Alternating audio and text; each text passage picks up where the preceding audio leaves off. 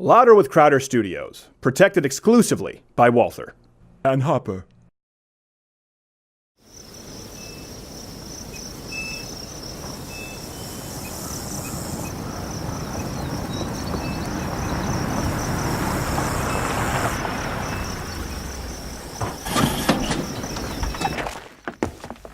Who's the head honcho around here? I am. Who are you? Well, sir, my name is StevenCrowder, and these here are the Mug Club Z's from Louder with Crowder, late night comedy of salvation to salve the soul. And we hear you might have a platform for us to upload our videos to. Well, that all depends. You boys do conservative videos? Sir, we are a cub. That's all except our all except our half-Asian lawyer standing in the corner over there. Well, I really don't do conservative videos. I'm looking for more SJW socialist material. Well, we just started featuring 5 Young Turk videos every day, deplatforming everybody else. So thanks for stopping by. Well, sir, Mug Club and Louder with Crowder have been steeped in socialism. Heck, you silly with it, ain't you, Z's? Hell, Beto. That's right. We ain't really conservatives. All except that half-Asian lawyer standing in the corner over there. I have a show in constant sorrow. It's seen trouble all its day. I've been shadow demonetized. Notifications won't work for days. Notifications won't work for days. For 3 long years I've been in trouble. Shadow banned and don't subscribe. For Susan Wojcicki deemed our content classified as borderline. It's classified borderline. Then I hired a man who was half Asian. He practiced law, that's what they say. Now he sticks it to those big tech bitches. He puts the lips in litigate. He puts the lips in litigate.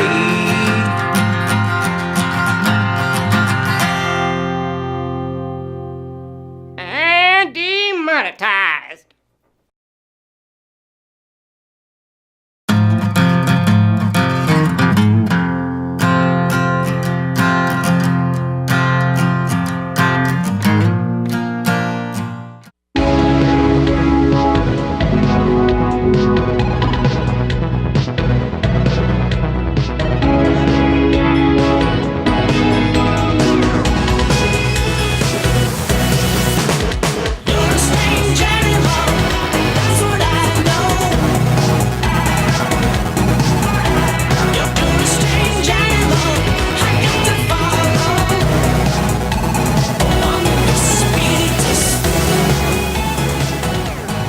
That's called I actually had a full-grown male friend who would eat with a spoon like this. No one had ever taught him this because his parents were imprisoned. Thanks to be you, Josh.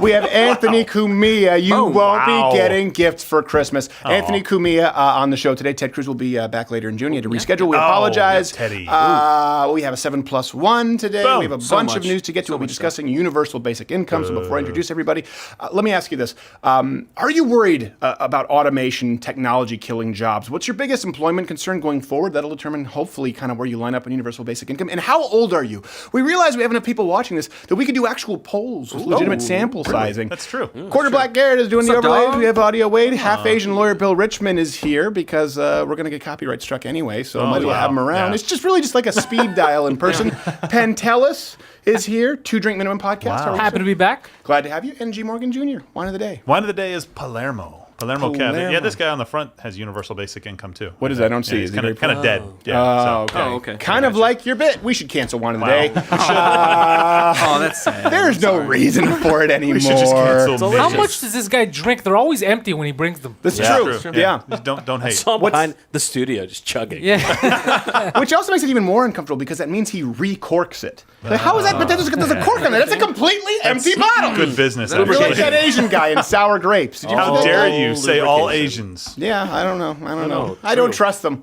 Don't you Zephaniah. Sorry, Bill. I only trust the good half. Kind of like one of the Olsen twins. One Just is the evil, waist one's up, okay. right? Just the waist up. All right, leading the news, Democratic frontrunner, of course, Joe Biden. He was speaking to the American Federation of Teachers, and he forgot his pledge to apparently respect personal space. Oh, no. You ought to go back and talk to them. Oh, No. And by the way, that's one of the things that's a dangerous idea. You know, as these guys will tell you, I'm not always their favorite subject. It's like a Swedish Oh, my masseuse God. with a biracial child. We actually edge. we obtained exclusive audio as intercepted by Vice President Biden's earpiece, and it seems things only got worse for the control room. Ooh. I'll bet you're as bright as you're good looking, I tell you. Okay, Vice President Biden, that's great. Turn on the charm. Camera number 4. I can't get the shot. I can't. She's just too far away. Journalism? Whoa! Okay, Joe, it seems like if she's a college student, that's great. We really need to pick up the college vote. Please, let's get a clear shot of her. Camera number 4. I'm telling you, I can't. I'm fixed on a tripod.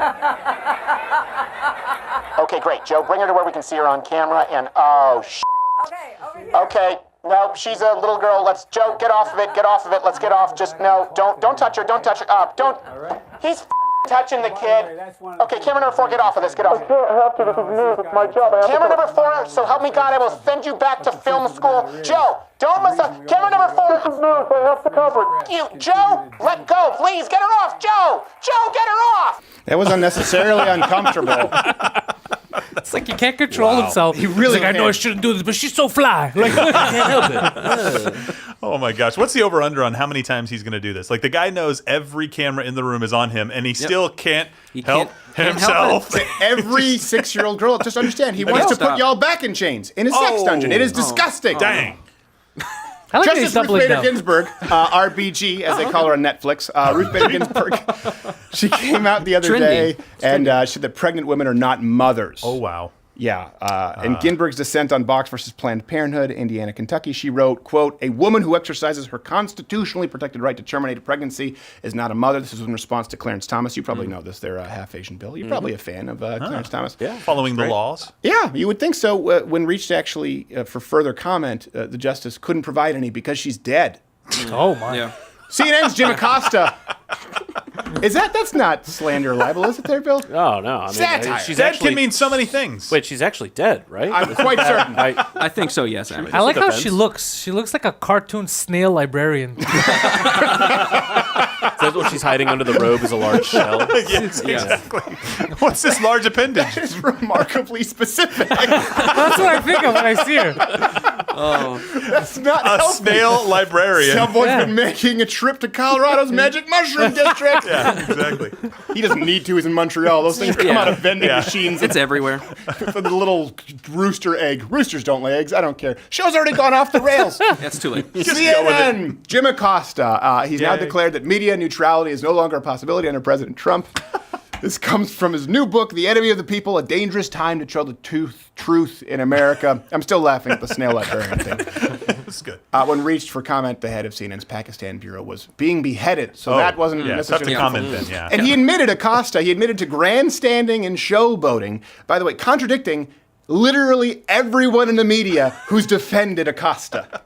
President-elect Trump today told CNN's Jim Acosta that his organization amounts to fake news. Yes. It is our observation that its correspondents follow journalistic standards and that neither they nor any other journalists should be subjected to belittling and delegitimizing by the president-elect of the United States. He covered the war President-elect. in Iraq from Baghdad, and he actually went to Cuba on Cuban soil and pressed Raul Castro about the human rights violation. This is what he does, and this is what every great reporter does. Got You those speak politician truth to thumb. power, Oh, boy, and you yeah. ask The those knuckle. questions. Go ahead, Peter, go ahead. In Jim's defense, I've traveled with him and watched him. He's a diligent reporter who busts his butt. Well, I'm not a like the big rest fan of of us. yours either.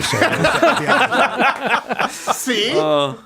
It's like it's the chicken or the egg. Does he now say that he needs to grandstand and lie, or did he always do that? Or is he just doing it now because the president basically called him a I don't know. I think he's a little pissed off about all this. Look, the unbiased truth would help here just a little bit, right? If that's what we were getting. We're not saying that this is Nazi Germany and you can't have an opinion. Right. We're just saying that you're very biased. Yeah.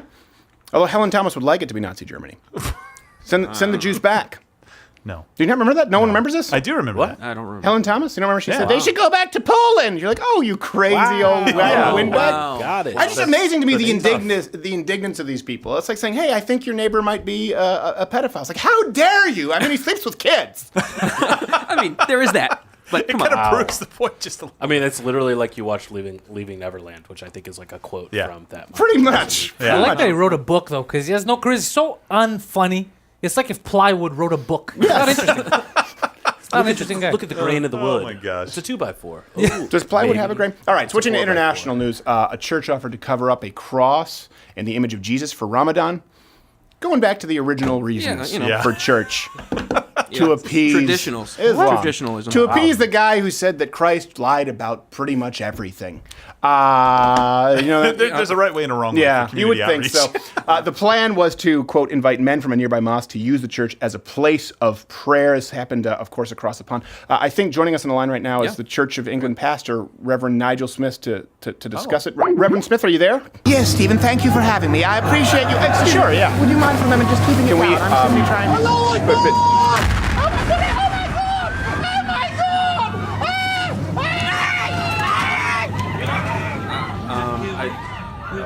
That went off the rails pretty quick. Wow. Yeah, that didn't take much time. Should have seen it coming. Couldn't have landed any other way. Nope.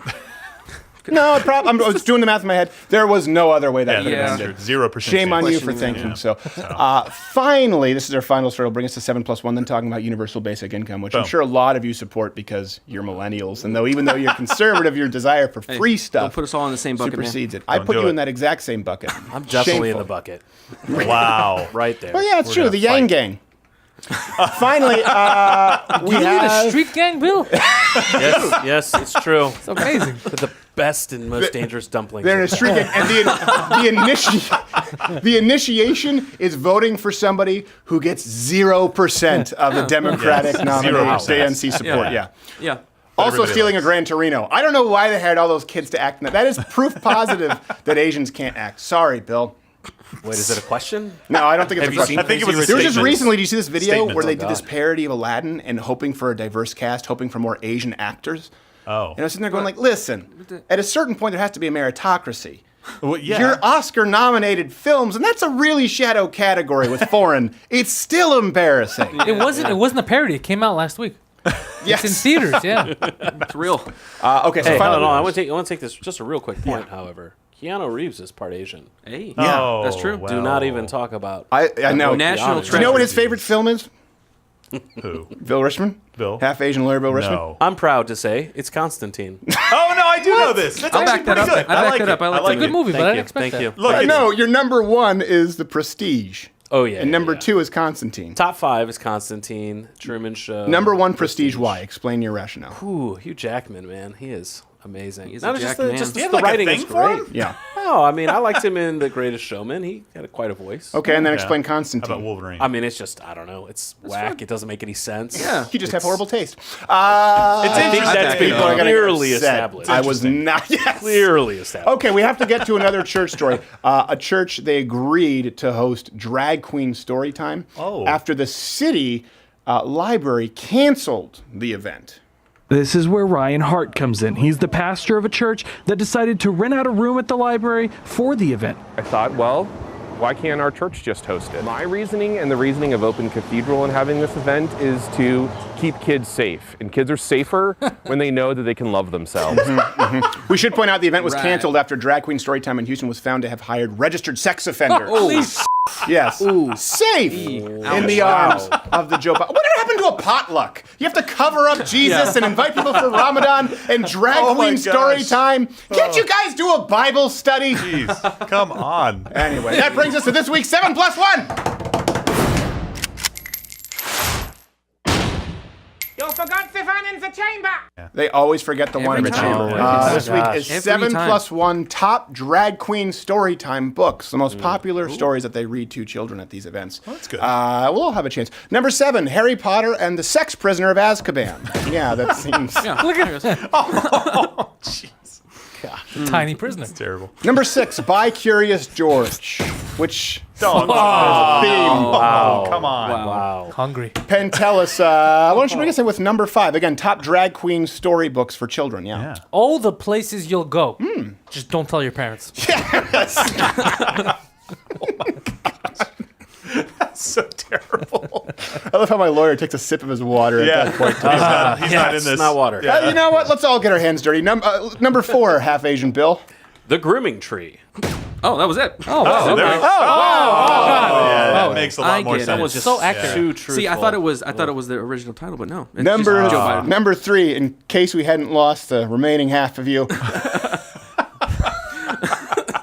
If you give a mouse a butt plug, this is not our. It's the drag queen story This is not us. Wow. Yeah. This is not us. That's perverse. Who would do that? Reporting the news. You're letting us in your church. You decide. Gerald, give us number 2. James his giant. Gerald. Dude. That's like a George O'Keeffe painting right there. It's because we're going on a theme. And the number 1 drag queen storytime book, Pentellus. The little engine that could keep his mouth shut. Oh, wow. And of course, the +1 is Bernstein Bears. Yeah, that seems almost only makes sense. Only makes sense to people who are watching that listening terrestrially. That concludes this week's 7+1. You forgot Stefan in the chamber. I apologize for putting you in that situation there. It's not. That was them. It was not us. We just have to tell you guys. You know, these aren't the books that are getting banned at local libraries, right? No, they aren't. These are the ones that are there. It's definitely not these. Not from the local Costco. That was hilarious. The guy was like, "No, children are safer when they can." Are you serious? I thought he was going to say he was locked in.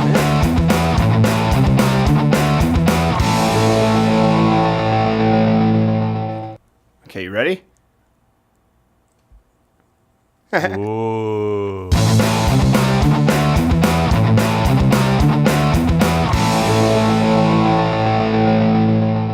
Sorry, you were about to say something there, Half Asian Bill, before that necessary break. That was an amazing break. Is that witchcraft? Epic. Witchcraft. Wow. It's all ball bearings now, Clark. If you see women out there, if you're dating a guy who uses a fidget spinner, kill him. With the fidget spinner. Again, question of the day is, what's your view on universal basic income? I know some conservatives have actually supported this, but I think it needs to be understood contextually as to why some might. I will say this. There is a scenario where I could be on board with it. But back to you guys, what the question I want to hear answered from you. How concerned are you about automation? And how old are you? What's your biggest concern getting into the job market? That seems to be why this is gaining a lot of traction. Universal basic income. Of course, you have the Yang Gang building those, and Cortez talking about it recently. Exploration of a universal basic income were not all proposed in 2016. They were proposed in 1940 by the President of the United States. If you're here today, you've heard something like this. There's an Asian man running for president who wants to give everyone $1,000 a month. Bill? Yes. Universal basic income is a policy where every citizen in a country gets a certain amount of money to meet his or her basic needs, no questions asked. So in my plan, the freedom dividend, every American adult would receive $1,000 a month starting at age 18. You know you're robotic when they spruce your interview up with a xylophone. What do we do? Does someone have a recorder? Andrew Yang. Is that a vuvuzela? I have xylophone. That's a great word. Wait, what? So for people who don't know, universal basic income, as Andrew Yang is proposing, is $1,000 a month for every American citizen. Period. That's the idea, funded by the taxpayers. Cory Booker, Kamala Harris have been pushing similar plans. Yeah. And then, of course, the wonderful Now This News. They recently published a video explaining why it's a great idea. Spoiler, I disagree. But let's go to the tail of the tape from Now This. I believe we need a universal basic income in the United States. A universal basic income is a direct cash transfer. That is, we give people a set amount of money per month, no strings attached. People will be free to buy groceries, diapers, pay rent, save for an emergency, pay for medical care, or simply take their family to a movie. Crack, heroin, methamphetamine, illegal firearms. Sky's the limit. Anything. You can't get you can't get a tax deduction, which would essentially be putting cash in your pocket. This is not but you can use cash instead to buy drugs. This would be This would not be a good day actually for Asians. You have first Yang and then that guy. I mean, Indian. I assume. I think he was. No. I'm the yin. They're the yang. Is this how it works? It's true. Yeah. On the other side of the coin. Careful. Gerald's going to try and get in on that action and say something unfunny. So before we get to the untenable economic undergirding for the argument, let me ask you a few questions here, okay? Because the economics, again, they don't provide any statistics or data. We'll do our best to try and fill in the blanks. Thanks now, like 50 million plays on Facebook. It's just claims. There was nothing in that claim. It was like Gerald's wine bottles. That was a completely empty claim. Oh.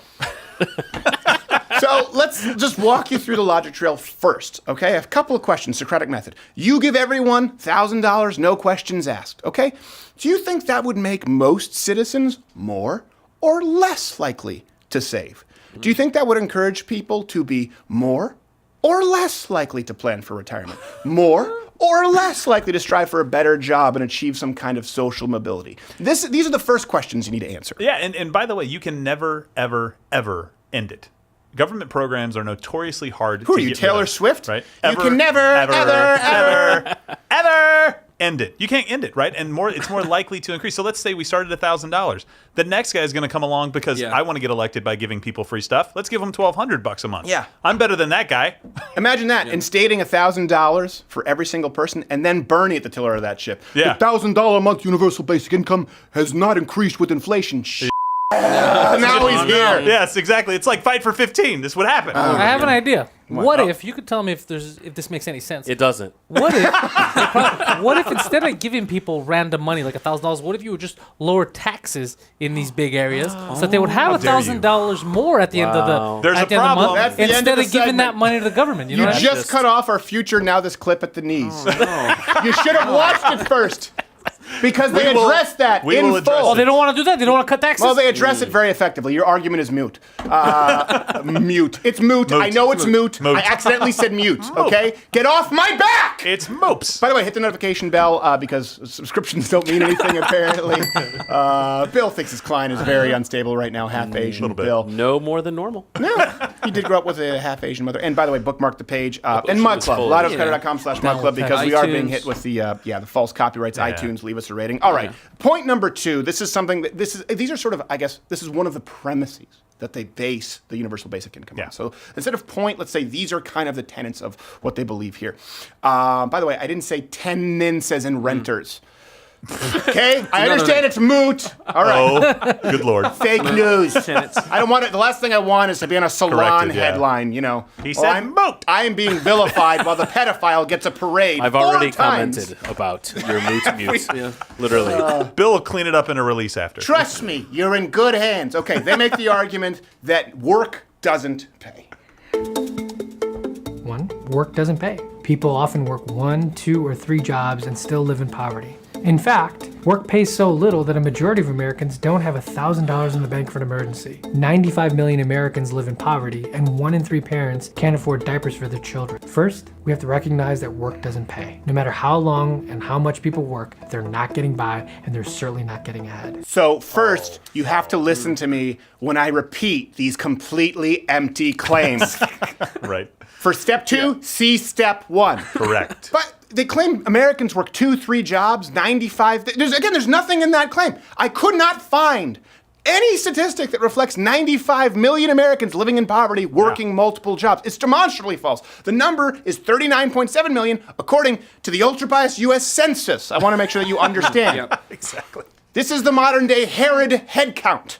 Nice.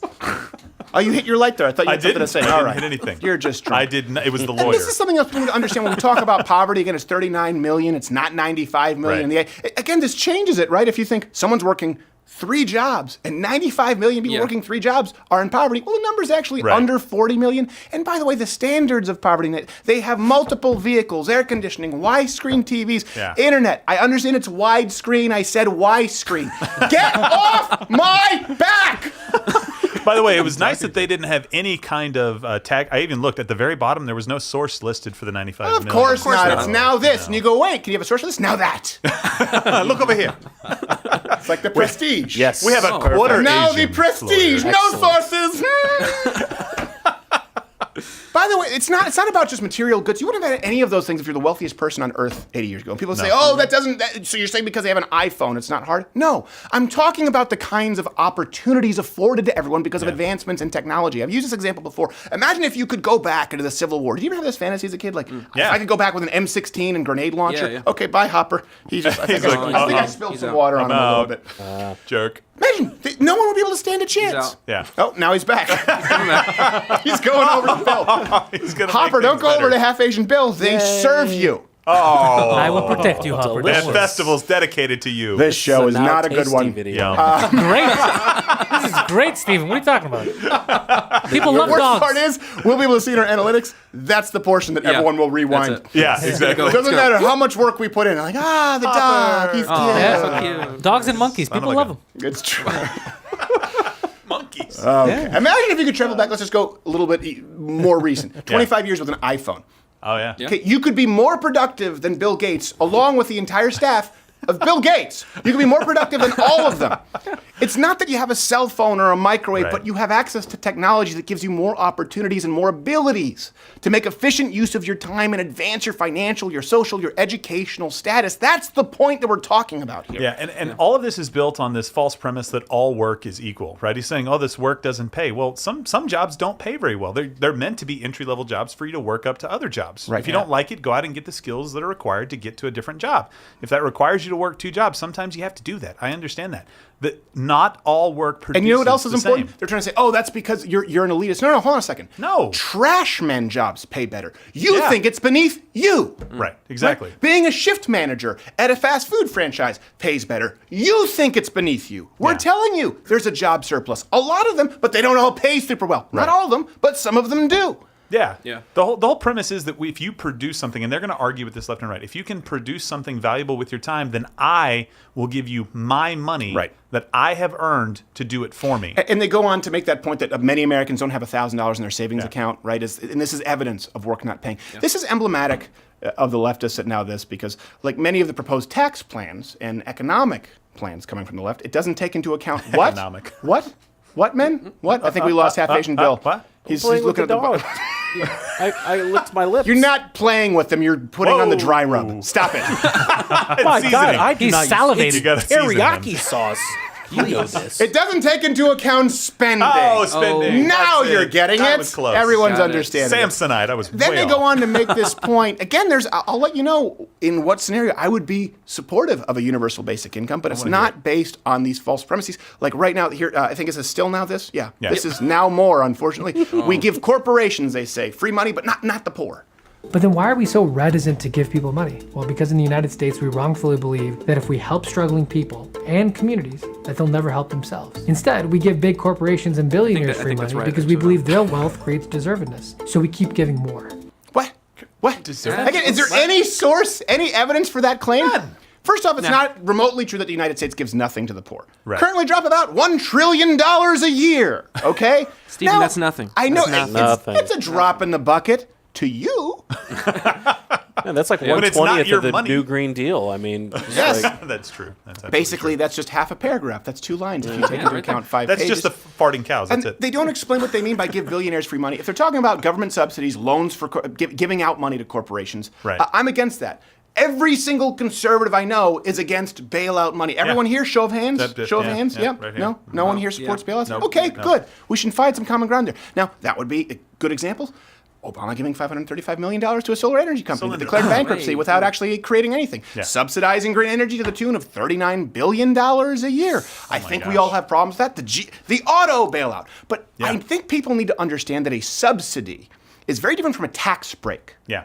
From saying, okay, we are going to not punish you as much if you bring these jobs or you conduct this research onshore here. Guess what? That's not the same as giving somebody money. I think we need to understand the difference. And you must deal with that all the time in business law there, Half Asian Bill. Well, I mean, you got to think about what is the theory of if you're going to give someone money versus you're going to, let's say a tax break or something like that. Like, it's almost as if they're saying, well, it doesn't matter what form you give it in. As long as you give it, there's no consequence, right? You just give the money and everything will be fine. But there's no, what is the empirical data to support that this money is going to go in the right place or actually change anything? Right. And to drive this point home, by the way, but this killed Mitt Romney's campaign, but it was accurate. Almost half of all Americans don't pay federal income tax. Yeah. And here's something even more that I wish you would have clarified. If you look at income and taxes paid, okay, and you take into account federal transfers, that's a word they used, right? Like the $1 trillion government programs that I mentioned earlier, meaning what you give to people, welfare, food stamps. The bottom 20%, what would you think the bottom 20% in the United States pay? A lot of people say, well, they should pay less. Okay, so you think they're paying too much. What would be fair? Should they pay 20%, 15%, 10%, 2%? They pay negative 58% when you take into account what they get in the form of transfers. The next income brackets, all the way up to the middle 20%, they all get double digits of a negative tax rate. Wow.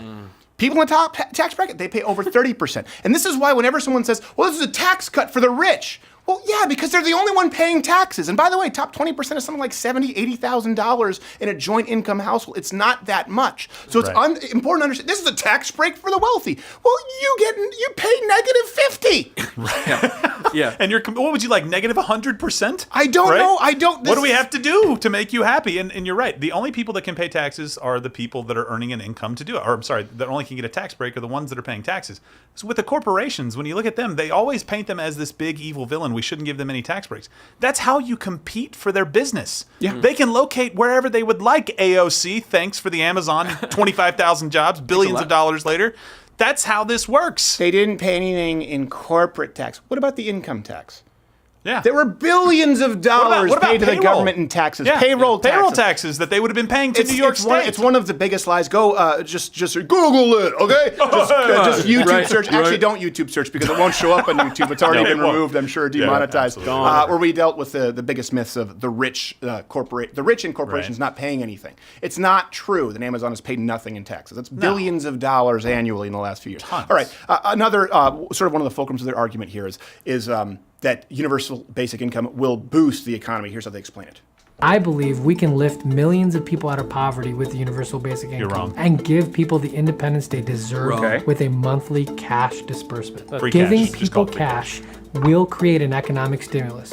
When you give people money, they spend the money, which helps boost small business and government revenues. Recent Nobel Prize winning work suggests that the best way to reduce poverty and help people is to actually give them agency, and this means giving people money. You can afford universal basic income. You give... Well, for perspective, the federal government just passed. No, you know what? Cut it. I can't do it anymore. Hold on a second. Give people agency by giving. How about you give people agency by not taking their money? How about letting them keep their money? That's a good place to start. He's basically talking about, you say trickle-down economics doesn't work, where the idea is if people would keep more money, and we're not just talking about the wealthy, but the idea people don't understand when you look at economists like Art Laffer, the more people keep, the more they will spend. What you are saying is take, don't let them keep, and then give them money to spend. You acknowledge that if people have more pocket change, they'll spend it, that's good for the economy, but you believe that you give people agency by taking their and saying, by the way, here's a little bit of your back? Yeah. You should be happy with that. By the way, let's change it from universal basic income. This is wealth redistribution, period. Yep. Of course. That's all it is taking from somebody else that has a lot and giving it to someone who doesn't. That's it. It doesn't take into account human nature in the work incentive. No, it's not even a new idea. From 1968 to 1980, the U.S., they actually led a few trials. I think they called one of these programs a negative income tax. There's some clever wordplay there. What it is. And what did they find? You guys know what they found? They found that if you gave people free money, surprise, they worked dramatically less. Among men, 43% less, and they were far more likely to be unemployed. And so the buffoon he actually said, we'll collect more of this money and give it to the government. But the government's already giving this money out. It's not what are you talking about? We want more monies. Hey, there was something true he said there, though. What? Hello. They're going to give the money, and then it's going to boost small businesses. And drug dealers are small businesses. This is true. So, I mean, we got to have people playing the lottery. Truth, every $1,000 check. And there's a magic mushroom shop owner in Colorado going, I'm freaking out, man. This is my ticket in. Too much. My ticket in. Why is that librarian so slimy? Oh, God, she's dead. She's dead. That's right. She shouldn't be sitting on the bench. The idea that they claim that the only way to make people independent is to give them money, it makes people more dependent. I just don't understand logic. So, okay, in order to wean your son off of breastfeed onto solid food, you're going to keep your in his mouth forever? It seems like a plan. I want him to start eating peas. Really? How'd you get him on the path? Just my tits. That doesn't seem like that's the most productive I just put a route. pea on the right. No, okay. No. And by the way, the argument they often bring up, I hear this a lot, believe as you did Yang this. Gang. You know what I'm talking about there, Happy Oh, Bill. yeah. Oh, yeah. They say they use Alaska as an example. Yeah. So this is something a lot of people. What about Alaska? I can already see it in the comment section. Hold on, you might want to delete that comment you left 4 minutes ago. Yeah, no kidding. It's a very small amount in Alaska, between $300 to $2,000 a year or so. Yeah, but and by the way, if we needed any other examples for this works really well with the Native American population. Very, very well. Yeah. Great results. At full employment, everybody's doing well. It's fantastic. Just look at Steven Seagal. I am one, also black from Brooklyn and a Jew from Detroit. And a police officer. Yes, all of those things. Amazing. Yeah. By the way, Really and if you bad look one. at places that have done it on a larger scale, like Canada, Finland, they actually implemented, get off my back! Implemented, Steven. Universal. Did you say implemented? He needs to check out more books, but she's hushing him. I don't know. This is a bad program. I like this. It's like SLC Punk. Yeah. Kind of the middle scenes there. In Canada, Finland, it failed. They were set to run a program in Canada, I think, for 3 years. Oh, yeah, I should just look at the overlay. Had to be shut down after 15 months. So fast it was shut down. You I didn't get any of it. Yeah. Your check is in the mail, sir. Sorry. In Finland, the program didn't help people get back to work. I have a direct quote from the Finnish. I don't know how to do a Finnish accent because they're insignificant on a global scale. No one cares about you. When compared to a control group who were not receiving the basic income, the test subjects given the money were not significantly more likely to have gotten back into employment. Yeah. Almost seems like they could just sit around. I know. Also, by the way, unfortunately for them, the people at the end of the study were murdered by everyone in the control group. Oh, wow. That would affect it. The people who had their autonomy actually violated with their stuff taken, they killed them. Yeah. We're very happy. That seems reasonable, though. Yeah. Well, Finland, I guess you have a new thing to be known for. So it's not that bad. The next point, this is one that's really big, and it's not ill-founded completely, automation. Yeah.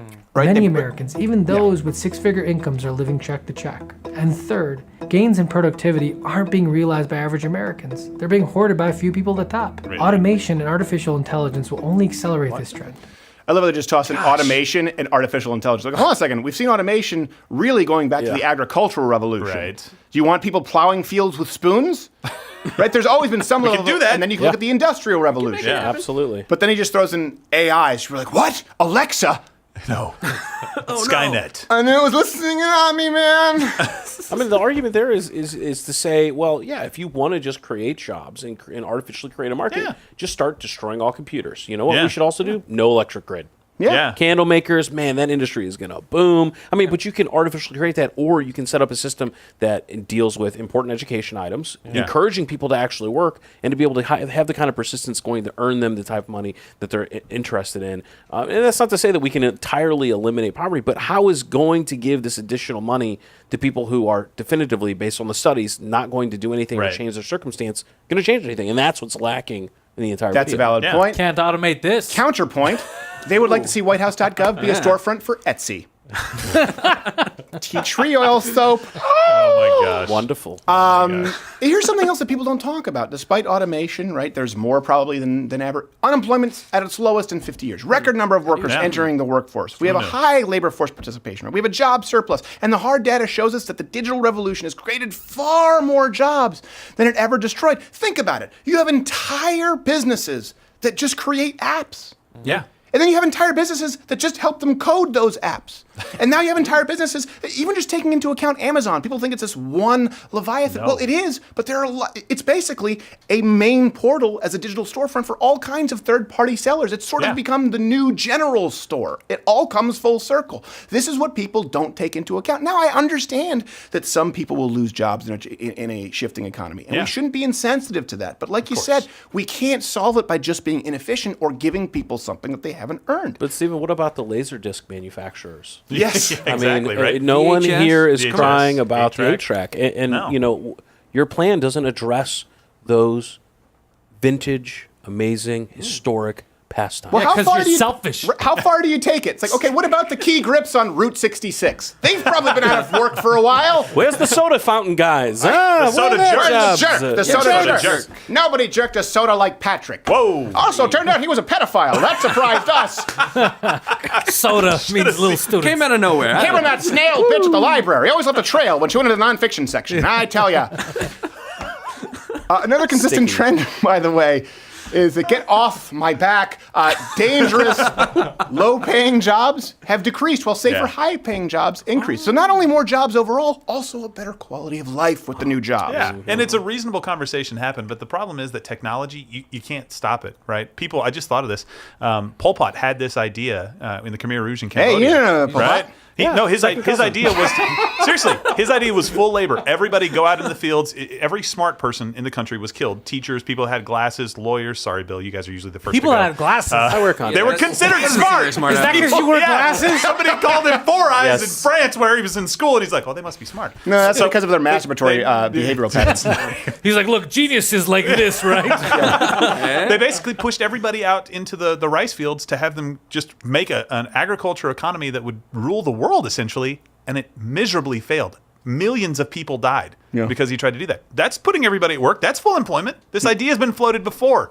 Just check history. Yeah, well, I was using Canada and Finland as sort of benchmarks there. You went straight to Pol Pot. I did. So, and he said, I was just thinking about this right now. It popped into my head. Yeah, I know. Every time Gerald says, I just thought of this, it's like, don't. Yeah. I understand your point. I've seen it. I've been in those fields. I've been in the high school where they killed people. It was crazy. But You've probably been to Asia more than half Asian Bill Richmond's been to Asia. No, yeah, but Gerald is a sex tourist. I've been to I am not. They go for different reasons. I was wondering why my mom recognized me. I actually helped set up a center to fight. He has Thailand pre-check. No. Just Thailand, yeah. No. Just Thailand. Oh, welcome back, Mr. Gerald. Welcome back, Mr. Morgan. See how this is? No. I actually helped fight human trafficking, and you guys say I'm a human do you? trafficker. Oh, good. I did. I helped set up a program in Siem Reap. Now I feel bad. What's it called? Siem Reap was the city in northern Cambodia. Yeah. And Sihanoukville, too, over on the coast. Siem Reap was actually the name of the lady boy. No, it was not. No, Siem Reap, no, why you lie? He's mispronouncing it. It's Siem Rape. No. Gosh. I can't get anywhere with these so people. Sorry. No, you're fine. G. Morgan Jr. I understand the appeal, by the way, to small government conservatives. This is one thing. So if you were to make this argument, and I've heard conservatives, I think even if you go back, I think Friedman might have talked about this, or Hayek. If you were to say, let's do away with all welfare programs, all social safety nets, let's do away with EBT, let's do away with Social Security, let's do away with Medicare, Medicaid, let's do away with welfare, let's do away with all of it and just put $1,000 into every American's pocket, regardless of income. I understand the appeal because at that point it would save us money and you wouldn't have the kind of government incentives that create baby mamas. At that point, you actually have a government incentive to have a joint household. Okay, a mom in the house, $12,000. A dad and a mom, $24,000. I understand the appeal to it, but that's not what any Democrat is proposing. Right. This is very important to note. They're just saying, we want to give people money, and by the way, if they're getting more in benefits already, we're going to let them keep those benefits. That's a problem. Yeah, nobody's going to make that change. And by the way, this program would cost, you would have to raise, additional $3 trillion per year if everybody over 18 received $1,000 a month, no matter their income level. And that's what the proposal is. I would sign up for the Green New Deal much faster. That's much more plausible than doing that. There's no way. $3 trillion per year. Yeah, and that sounds like a lot. That will grow as the population grows. I would like to have a Yang on the show. I bet you we could probably get him. Hold on, I want to make sure I understand. I just assumed that this plan wouldn't be so stupid as to say we're going to take $1,200 from a bunch of people and then we're just going to give them $1,200 back. Like I'm pretty sure that's just like a check floating scheme. I mean, all we're doing is just keeping the interest along the way. Now I get it; they're going to take more from a higher, there's going to higher tax rate, and then it's going to redistribute. But ultimately, again, look at that figure: $16,000 to $18,000 of benefit already, right? Yeah, right. And so you add on top of that, so you have to say that I'm going to increase by this kind of single or maybe low double-digit change, and that's what's going to make a big difference. And you just don't see the evidence for it. No, and what they say is, well, we would count it as a credit. So in other words, if someone gets $12,000 a year, it's $1,000 a month. If someone gets $1,000 a month, $12,000 a year, and they get $16,000 of transfers, well, now they would only get $4,000 of transfers. Yeah, but that's not. It's not like that's a wash. It's just worse. You just have them getting the transfers, and now a bunch of people who don't need the $1,000 getting $1,000. Right. And this is, by the way, but we do have to get going. We have Anthony Cumia coming up. This is based on Marxist theory, which is all about the abuse of the worker at the hands of the capitalist bourgeoisie. See? You don't need to get on my back on that one. Nice one. That's because French Canadians. No comments. Let me ask you, what do you think the result of having policies where those who work and contribute have their money taken from them and it's given to those who don't? How would that not eventually start a civil war? Honestly. You know who's going to win that war? The ones who've been contributing. Also, because they're the ones who have the guns, you would assume, not only because they can afford them, but they're the kinds of people who would purchase guns. This is important. It's predicated on the idea that the wealthy don't pay enough, meaning people who have over 70, 80,000. They do. They pay far more. People in the bottom 20% pay a net negative, and this idea is that it would provide some kind of more autonomy. It doesn't. It creates slaves to the government who can then decide what you do and when you do with your money. I'm not on board. We have Anthony Cumia. We have to. Oh no, that's right. We have one more. We have one more story. Lena Dunham actually posted this photo, encouraging people to love themselves. I think we have. Yeah. Gary. Quarter black. What's happening? Oh no. Is it? No. Oh no. He wasn't wearing pants the whole time.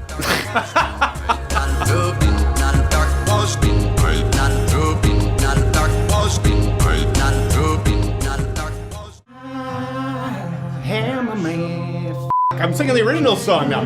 This always happens. I'm listening to it and then I forget. All right. Shit. There's no man. It's just a show.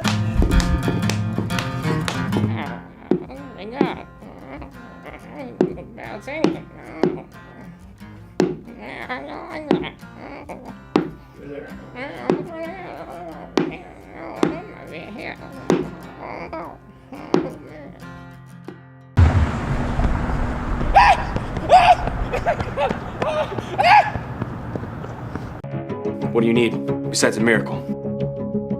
Guns. Lots of them.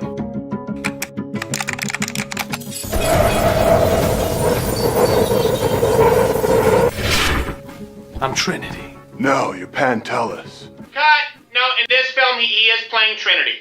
You're Trinity. Is that all you need?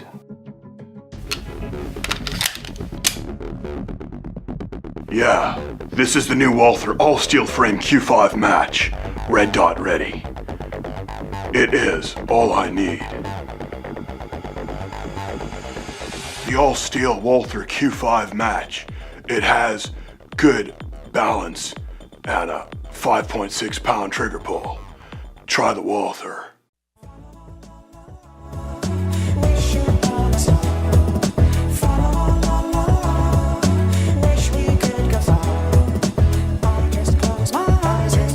Apparently, this was popularized by Justin Bieber. Did you know that? Oh. Yeah, fellow Canadian there. Hate him. Yeah. So there you go. Celine Dion and Justin Bieber. And you work actually with, do you work for our next guest? Yeah, I do actually, yeah. Okay. I work for him, yeah. It's not insulting for me to say that you work for him. No, why would it be that? That you are his subordinate, that you are his Greek Montreal subordinate. You know him from Compound Media. That's where you can watch 2 Drink Minimum. Yeah. And right now there is a promo code, actually, Compound20 for 20% off. You can follow him on Twitter at The Cumia Show. Anthony Cumia, thank you for being back, sir. Thank you, Mr. Crowder. Always a pleasure to do your program. Right off the bat, I got to talk about the Walther. I love the Walthers. Yes. And that one, I have a PPKS, and I've noticed one thing. In my situation, I tend to date girls that are a little, what's the word? Insane. Yes. So this has been well documented in the press, by the way. So this isn't gossip. Yeah. It really has. And I've noticed that the Walther PPKS, they can barely pull that slide back. Yes. So it's a good gun to have around if you don't want them shooting you. Right. It's the equivalent to Steve Martin's cork on his fork in Dirty Rotten Scoundrel. Yes. I just can't slide The first thing you do with a girl when you first meet a girl and start going out with her is hand her various pistols that you have and ask her to rack it. The one she can't rack is the one you carry around with you. That's also why, by the way, everyone needs to avoid the Walther CCP. That was one of its design patents because it's a gas-delayed blowback. So that's what my mom has. It's really easy to rack. So I stay away from her when she's upset. First question, Anthony, do you dye your hair? Because I'm going gray here, and you've got the Elvis Presley jet dark black. It looks like going on. I usually go to this place in New York City called John Sahag. Very classy joint. But I decided to try a new place out on Long Island, and I get the cut, and yes, I do get it colored. But usually at John Sahag, they're a little more subtle about it. This one was, she just gave me the 1977 Tony Manero. So after a little while, it starts growing. I get a few Paulie Walnut wings going here from The Sopranos. Well, that's not bad. If it was between that and the Rich Little. By the way, how's your Reagan impression? Yes, well, Mommy, I had to have my hair done. That's actually better than Rich Little and not as sad. Rich Little. Me and Jim Norton call Liam Neeson dyes his hair for all of his Taken movies, and it looks like he literally just dipped his head in soy sauce. I saw a guy. That's definitely what I got this time around was the soy sauce. Well, it looks good, and it's high, not high and tight, but tight. But I knew a guy at church one time who he had fully gray hair, and then came in and it was bright blonde. And the weird thing is, he had a decision to make at some point where he's going, I'm just going to have to cross over and hope no one will notice. Because he wasn't going just for menning and then, it was just gray, blonde. And we had to act as though we didn't notice. Yeah, that's like Elton John did with his wig. Yes. He was bald, and then one day he just put this rat on his head, and he's had it ever since, and we kind of got used to it, so. Yeah, or like Steven Seagal with hair plugs. Oh, my goodness. You can watch his early movies. You're like, we've seen the film. Like sometimes they just paint it on. They paint the edge right on. It doesn't require any digging, and it also changes based on what ethnicity he's claiming that day. So, like when he's saying I'm Native American, he gets the widow's peak. Then he's like, I used to hang out with the blacks in Brooklyn, and then he gets a perm, and you're like, Steven, come on, bro. The worst thing is, I guess people have gotten the hair plugs or transplants or whatever you want to call it early on because they go bald earlier in their life, and then everything else falls out except for where they put the plugs in, and it's like. If you're in your 40s or something and you're thinning and want to get it taken care of, that's not a problem. If you're that guy that in high school started going bald, just accept it. Yeah, I know. It's also they're taking when you think about it, they're taking a gamble like Bosley when you're basically a walking billboard because if you go out and they don't have control of whether you lose your hair or not, and you tell everyone like, yeah, this is Bosley. Everyone, it's forevermore. They are Tonners. So I would be very selective. It would be like the college combine for people to come in if I gave them plugs. Really think about it. Yeah. I don't know. You got a great head of hair on yourself there. Thank you. It's getting the Mr. Fantastic going gray. So that's why I was asking. My wife doesn't like the gray, but I feel, I'm thinking like battle scars from living in a It's the liberals doing it to you. It's the liberals making your hair gray. It turns gray overnight. Pretty maniacs. Speaking of which, now we have to get back on track. What do you make of Mueller's press conference here this week? I know you've been talking about that quite a bit. This guy, we all had this amazing kind of preconceived notion about him that he was the man behind the curtain, the intelligent man in the cave on the hill or something, because we didn't hear. Wait, hold on a second. Where do you come from that intelligent men live in caves on hills? Is this Dark Crystal? It was a Twilight Zone episode. Oh, that's right. That's right. Okay, yes. It turned out to be a computer. Yeah, and Mueller turned out to be the guy in the wing. Just. Yeah, and the guy that used to do the Schlitz commercials broke it or something. Anyway, it was a great episode. But, we thought he was this guy of wisdom because he didn't say anything during the entire investigation. You didn't see an interview with him, nothing. And then he comes out and you're like, oh, no, he's just another one of these idiots like you see in Congress and paraded in front of us to give these interviews. And he's like, all right, here's what it was all about. We didn't find him guilty. We didn't find him not guilty. All right, take it easy. I'm out of here. No questions. I quit. Right. It's like, the first question, isn't that your job? Yeah. And people don't seem to understand what a prosecutor's job is, especially during an investigation like this. It's not a trial. He is just getting information so the prosecution can present a case. There's no rebuttal from a defense attorney or rebutting any of this evidence that he has. So in all of that, in all those 2 years, he couldn't find anything. He didn't find anything. But yesterday, he had to pump out a little bit of crap in his speech about Trump and the fact that he wasn't exonerated, which means nothing in our legal system. Right. But to try to tell liberals what the legal system is about is a whole other thing. Well, because Trump sent out a tweet. Yeah. Yeah, they don't even understand the most basic of rights that we have in this country. Right. Never mind understanding prosecutorial ethics and rules, whatever you're supposed to do.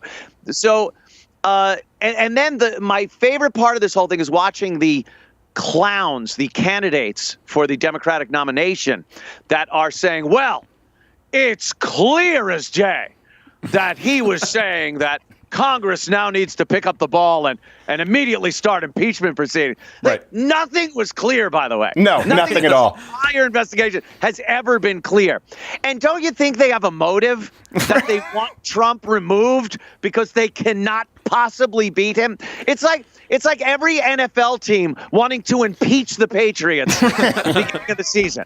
Of course, you're not going to win. So they want to get rid of him. So when you hear any of these clowns talking about Trump and how he needs to be impeached, there's an ulterior motive here. Right. They want to at least have somewhat of a chance in the presidential race. And it could backfire, by the way. If they try to impeach him, it could end up being worse. I know there are different theories on that, but I do wonder, like you said, we really didn't hear from Mueller a whole lot, and so he sort of became this kind of a Rorschach test. He sort of became this empty tablet that everyone just kind of copy-pasted onto him what they wanted. Well, he hasn't said anything, therefore there's clearly evidence. And like you said, when he came out, it wasn't clear, but $30-something million later, how many subpoenas, hundreds of subpoenas and witnesses? Do you think he didn't say anything during that time because he was just at his desk going, oh, shit.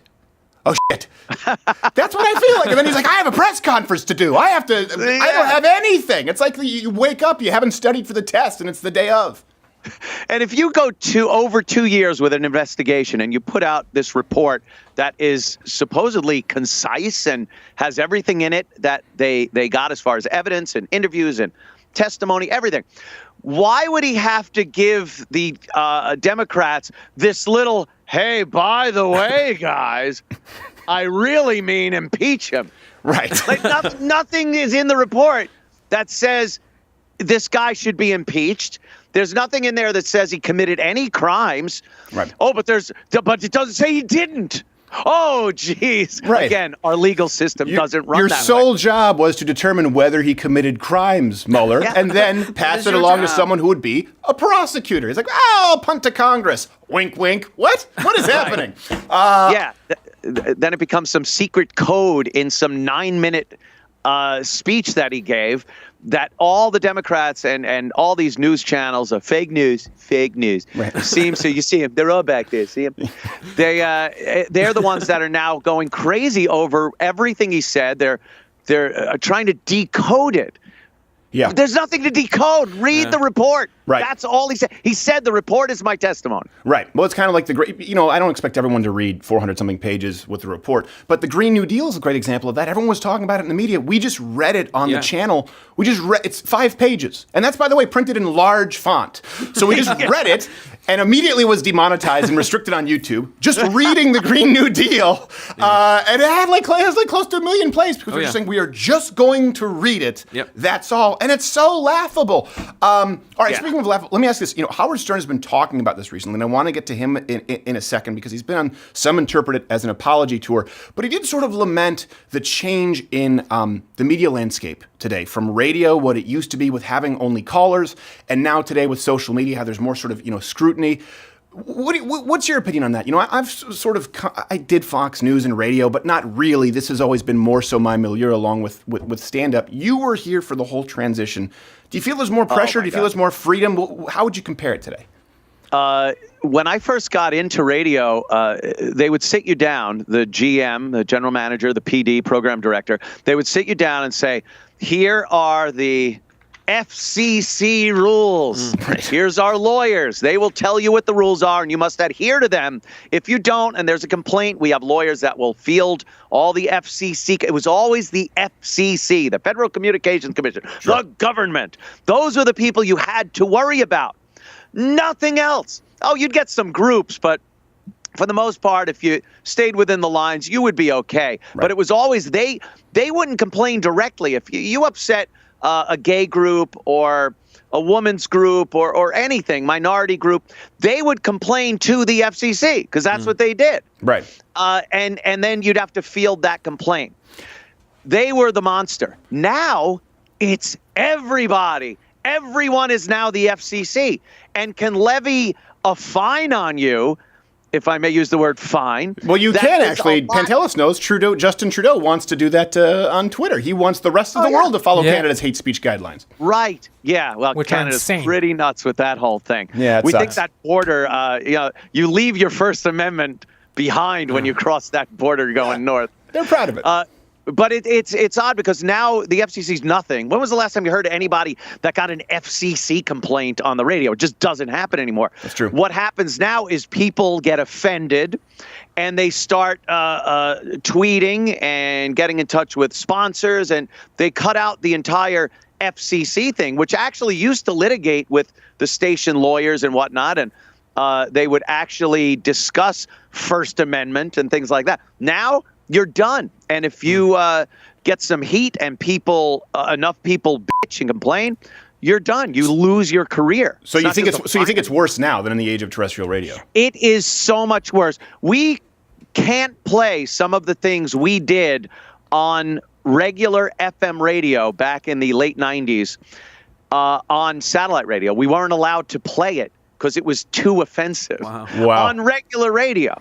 The last time I got in trouble with the FCC, it wasn't really the FCC, but this was terrestrially syndicated when it was a podcast to, I don't know, like 20-something stations. Not many. And we were putting on the podcast fake tornado warnings, but we'd have like Lena Dunham warnings and Velociraptor warnings. So it was just like fake sketches because we had to fill commercial breaks on podcasts. We were sort of bridging this gap.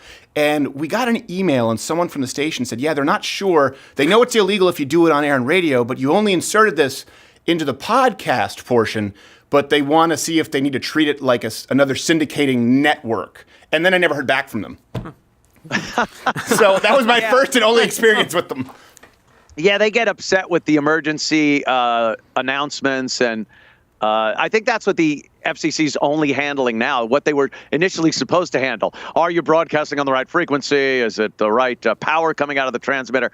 Because they don't care about content anymore. And I think that has to do with traditional terrestrial radio stations don't put jocks on anymore that do anything that could get them in trouble. Right. They're so petrified of personality-driven radio now that they just say, shut up, read the liners, play the music, and that's it. Yeah. So It's you're all not garbage. getting that kind of controversial radio anymore. I auditioned once for a national morning radio show. This wasn't that long ago. It was in Ben Shapiro's old house, actually, in his apartment. And they said, we don't want you to inject any personality, just read the news briefing.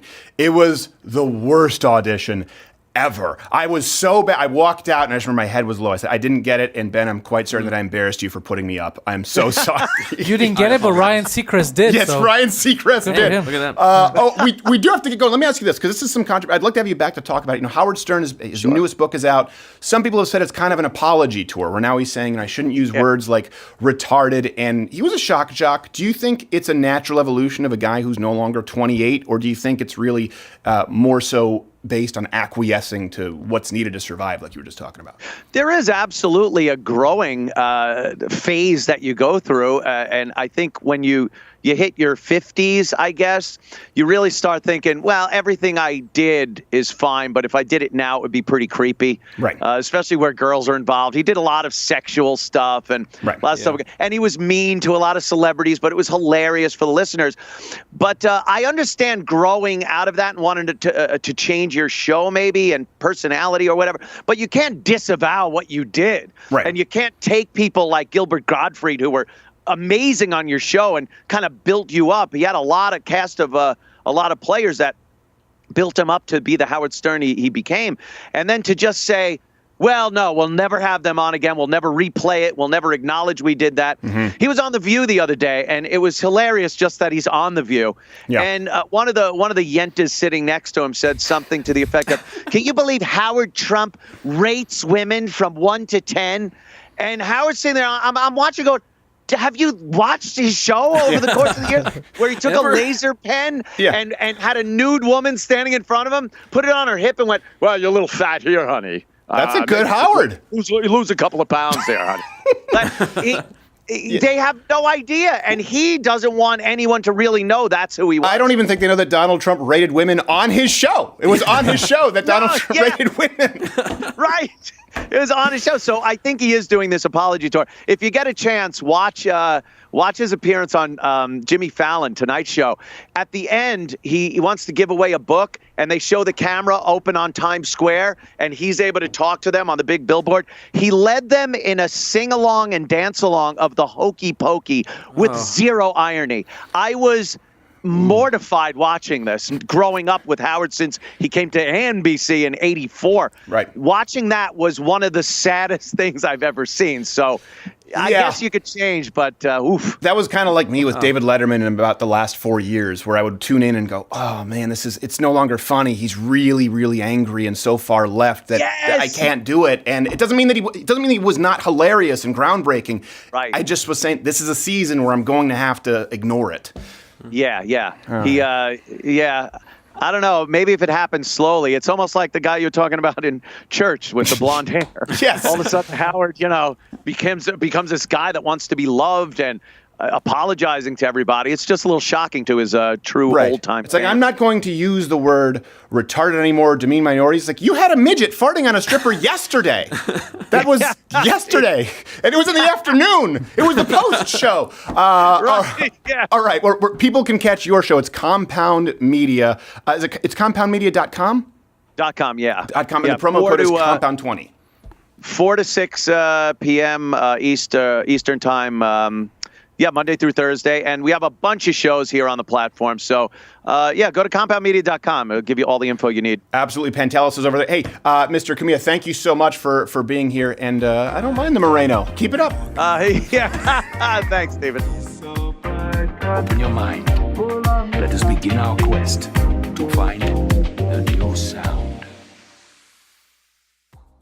As we cross over the Red Sea, we find it, the kingdom of the House of Saud, a place Allah referred to simply as home, a place that tells you to slow down, remember your prayers, and to cover up your neck, head, and upper and lower torso. A place where Sharia law ensures that all men are men, girls are girls who can't drive, and a is all but a distant, vanished memory. A place somewhere over the sunset above the Red Sea. We hear the laughter of young boys, the lamentations of infidels, and the bleating of goats. It's a place where the number of public beheadings is surpassed only by the funding of global terrorism and gross abuse of basic human rights. Pure Saudi Arabia. Sponsored by Mohammed bin Salman and the Tourism Board of Saudi Arabia.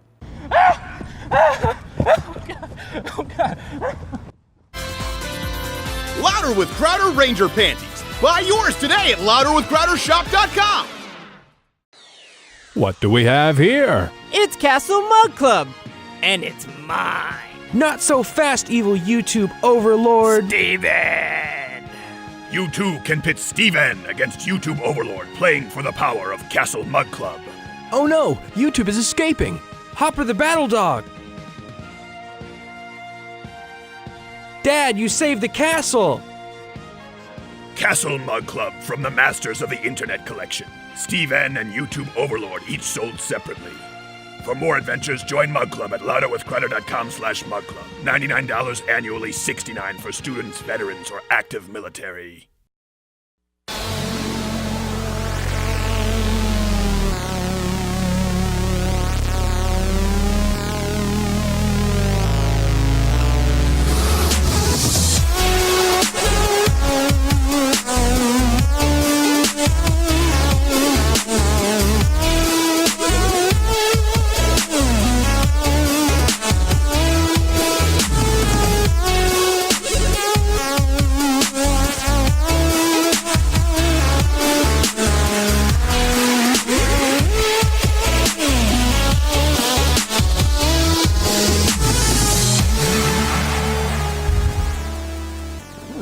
It was like, did you ever see the movie, I just dropped my very expensive $7 pipe. Commando? Did you ever see Commando? Yeah. The movie Commando. Do you remember when Arnold, was that where he was in the swamp? Yeah. And he was breathing through a reed? That wouldn't work. No, but you know how I know it wouldn't work? Because I thought I would do a breathing contest, an underwater contest, hold your breath contest with my brother. And I cheated by having a little blade of grass. And I lost the contest horribly. I really thought it would work. Just water immediately just goes straight into that. Immediately. You just don't get enough air through that. Yeah. What was that, yesterday? It was more recently than I would care to admit. Yeah. Yeah. It was post-move to the United States. Okay. I thought I'd put one over on him, and I did not. Thank you so much again to Anthony Cumia. Our apologies. Ted Cruz will be here, I think, was it June? Sometime soon. And we'll keep you updated on the move. Next week, we have a bunch of stuff coming. I don't know what we have. We have some super videos in the works here. A lot of stuff going on. All right. So this is one. This is kind of. I'll get a little personal later on here, which is always tough. It's always tough to be kind of vulnerable in these segments because it's the internet, like we just talked about with Cumia, and most of you are terrible. So we've been talking about this. We had Daniel Cormier on the show, who's the heavyweight champion in the world, and we've had a lot of. You've heard me talk about this. We have a lot of people who are excellent in their field on this show. And we do the life advice segments, the tough love segments for those who are Mug Club members. For those who aren't, it's a little bit of a longer show where we just take some of your emails and try and help people out. Most of the time, we don't. But I've definitely noticed a common thread, and a question that we get a lot is a lot of people find themselves in a rut. And they'll often ask for the best way to find motivation, the best way to sort of find inspiration to turn things around. So let me tell you, you're not going to like this. Here's the fact. Sometimes it's not there. Most of the time, it's not there. Now, that's not to say that those who find themselves in a rut are hopeless. Far from it. So follow me here a little bit. What I'm about to offer is just probably the exact opposite of the solution that you were hoping for. But it is a solution. Many people, I think a lot of folks, in my experience, I think that successful people are by their nature, they're very driven. That's what we're taught to believe. They're driven, they're motivated all the time. That's what makes them elite. When in reality, and I've realized this in talking with people like Daniel Cormier or Thomas Sowell or Brian Shaw, anyone who's excellent, in reality, these people, just like you, they often don't feel motivated or inspired. Usually, it's the 80-20 rule. Successful people are successful because they get up and they do it anyway in spite of that. And again, I've had the luxury of interviewing the best of the best. Daniel Cormier, heavyweight champion of the world, right? Brian Shaw, 4 times world's strongest man. Thomas Sowell, I don't know how many books he's written. After the first several dozen, I lose track.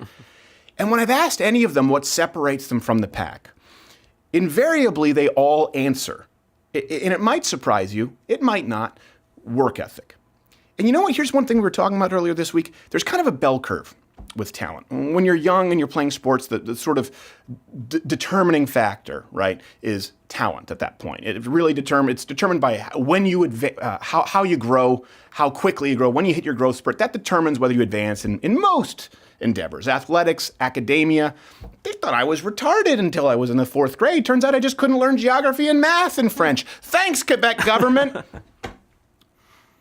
They still might think, my wife still thinks I could be retarded. I'll get back to that. There is a bell curve, though, with talent, okay? You hear a lot that work ethic only takes you so far, and that's true. But that talent is the great divider is not necessarily true, particularly once you get past a certain point. For example, I'm never going to be able to jump like LeBron James, right? Why? Oh, because I'm not 6'8" with purely fast-twitch muscle fibers. This is not LeBron type, okay? You would not cast me. If I saw the character breakdown, it would not say strong, silent LeBron James type. It would be like maybe early James Cromwell type. Early young Richard Jenkins type. That's what I would get. I'd be a character. Side character. So yes, let me get back to the point. There are divisions of talent, okay? That's what takes you to the center of the bell curve. Now, in this case, keep in mind, I'm applying the bell curve to professionals, to elites. Then something interesting happens, okay? Once you've weeded everybody out, and you're down to the top 1% of 1%, and that's usually what we're referring to when we mean elite, there's still a gap. There are still the NBA All-Stars, for example, the Dream Team, and then there's Michael Jordan. There are still top-ranked heavyweight fighters in the world who could beat anybody else on the planet, and then there's Daniel Cormier, who throws them around like a child. There's still world's strongest men, for example, 2nd through 10th place, and then Brian Shaw winning 4 years in a row. And the widening of the gap, once you get past that bell curve, is no longer due to talent. It goes back, it reverts back to work ethic. And I've only realized this recently in having enough of a sample size of interviewing the elite of the elite. And I would say not only work ethic, but work intellect, working smarter, not just harder. So many people, this is something, we get so many emails like this, you know about this in the life advice. They're looking for the skies to part, the light to shine down, God to show you your purpose, or that moment of inspiration, motivation to hit you. Sometimes it does, okay? And that's great when it does. Sometimes it doesn't. There's a lot of variability.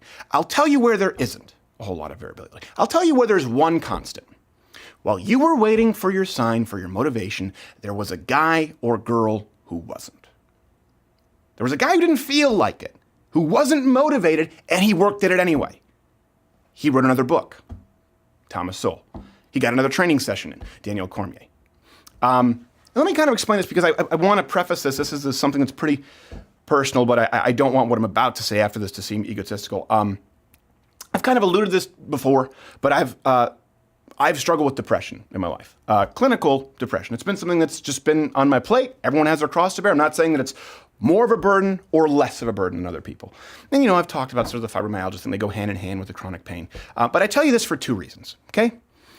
People only bring up, number one, depression or mental health when a celebrity offs themselves or when it's politically expedient to discuss mental health care and needing to destigmatize it, which ironically, to me, makes it more stigmatized. And by the way, to a degree, it should, in that it's not a good thing. It's not a good thing to struggle with depression. I wouldn't wish it on anybody, okay? But it does bother me when people come out and say, oh yeah, after Heath Ledger, I certainly struggled with it. We need to destigmatize it. Well, let me ask you this. When things aren't bad, when there isn't some famous celebrity who was taken too soon, when are you talking about it? Because that makes it seem abnormal to people. And it's not a good thing. People need help. They don't need to be coddled. The second reason I bring this up, not because I'm elite or trying to say, you could be me too, but in the spirit of objectivity, we do a lot of content here at this show. And I guess by definition, being the top conservative channel ever makes us elite, but that's only because of the dearth of talent on the right. You know, it's certainly nothing compared to people like John Oliver or Jimmy Fallon. We're grateful for everyone who tunes in. But if I can toot the horn of the team, that intro that you saw today required days of working on the song. Just writing the lyrics, days of recording the song, mixing it, then performing it with a lip sync on a green screen with a scratch track, hours of wardrobe makeup, then days of editing, comping. All the while, I've still had to host, and we've had to work on a show 4 days a week, and then some for the last several weeks. And this week we were taping until midnight out in the middle of a field covered in blood corn syrup with mosquitoes around us to do a Goodfellas parody that you'll see next week, and then the workload starts again. So am I elite? No. But I'm at least as accomplished as the next guy. And I will say the team here of people, as a unit, I would say they're elite. And that's why I bring it. The clinical depression is something I've been struggling with for a long time. So I bring it up to show you that even though I'm nothing necessarily special, what you see is a lot of work, and I've been doing it anyway. So I want you to know, when you wake up and you don't feel like it, understand that's most people. Just do something, anything. Get out of bed, get out of your head, and the reasons that you're hearing through that noggin, telling you why not, why you can't, and just do.